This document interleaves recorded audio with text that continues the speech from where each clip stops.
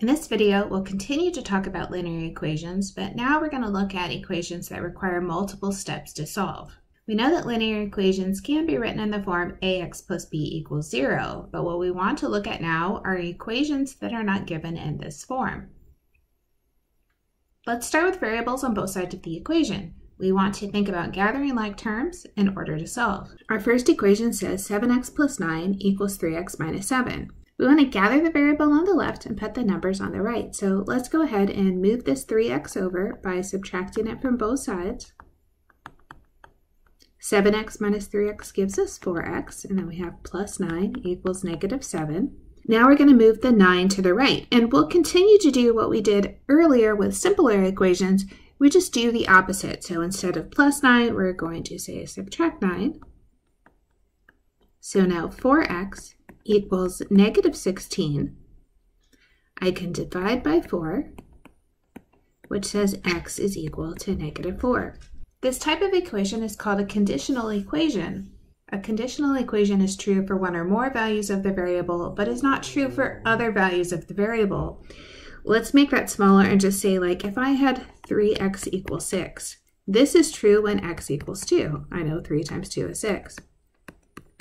But it would not be true for other values. Like if I tried to put in 5, 3 times 5 equals 6, that doesn't make sense. So there is a condition. There are only certain values that make the equation true. As we continue talking, I'll talk about other types of equations we can have. So let's try another one. I have 2 times parentheses y plus 6 equals 5 times parentheses y minus 3 plus 12. So I'm going to start by distributing. I want to multiply the 2 times the y and the 2 times the 6. So I have 2y plus 12 equals, on the right side, I want to distribute the 5. So 5 times y is 5y, 5 times negative 3 is minus 15, and then I have plus 12. The left side looks great. I have 2y plus 12. On the right side, I can go ahead and put the negative 15 and 12 together. So I have 5y minus 3. Now that I've simplified each side, I can start collecting the terms together. So I'm going to move the 5y over by subtracting on both sides. So 2 minus 5 is negative 3y plus 12. This is negative 3. I'm going to subtract 12 from both sides. So now negative 3y is negative 15. Then I divide by negative 3, and it says y is equal to positive 5. As we keep introducing negatives, it's important to really pay attention to the negatives. It's easy to drop one or do something wrong, so you may want to go back and check your work just to make sure that you didn't miss anything somewhere. Let's try one that has decimals. So I have 1.2v plus 0.35 times 40 equals 14.9 plus 0.8v. I'm going to start by multiplying the 0.35 times 40, which says now 1.2v plus 14 is equal to 14.9 plus 0.8v. I'm going to move the variable to the left, so I'm going to subtract 0.8v from both sides, which says 0.4v plus 14 equals 14.9. I'll subtract 14. So now I have 0.4v equals 0.9. And my last step is to divide by 0.4. So I put that in my calculator, and it says 0.9 divided by 0.4 is 2.25. So let's try this one. I have 4 times parentheses x plus 3 minus 2 times parentheses x plus 1 equals 2 times parentheses x plus 5. So I need to distribute before I do anything else. So we'll start with the 4 times x is 4x, plus 4 times 3 is 12. When you distribute this 2, I want you to think of it as distributing negative 2. I don't want you to lose the sign that's in front of the 2. We want to think about subtracting this whole quantity. So I think of this as negative 2x minus 2.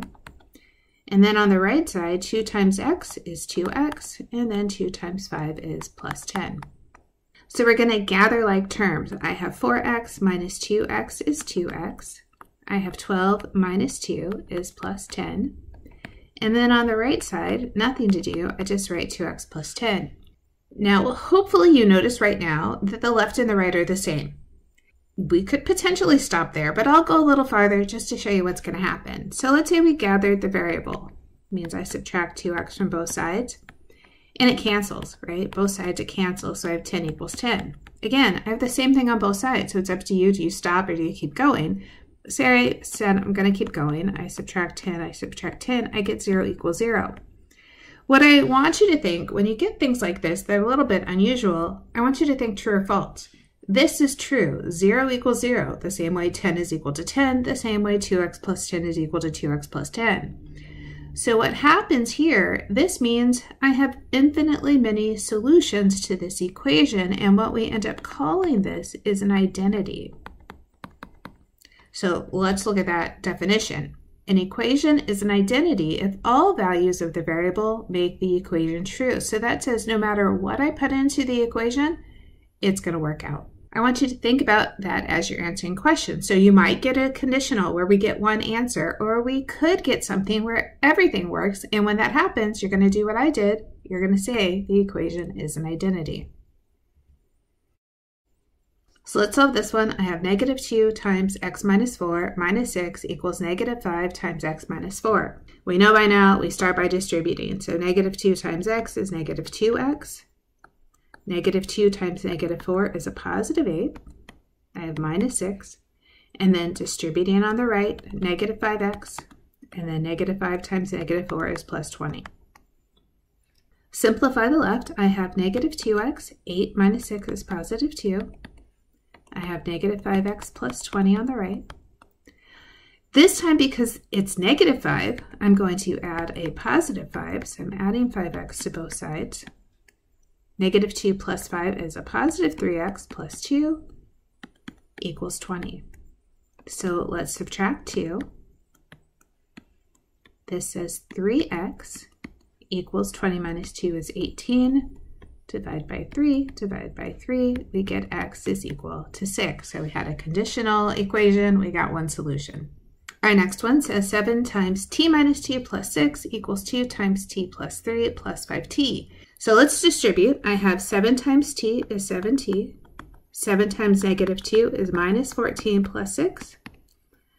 I have 2 times t, 2t. 2 times 3 is 6 plus 5t. So gathering like terms, I see 7t, negative 14 plus 6 is minus 8.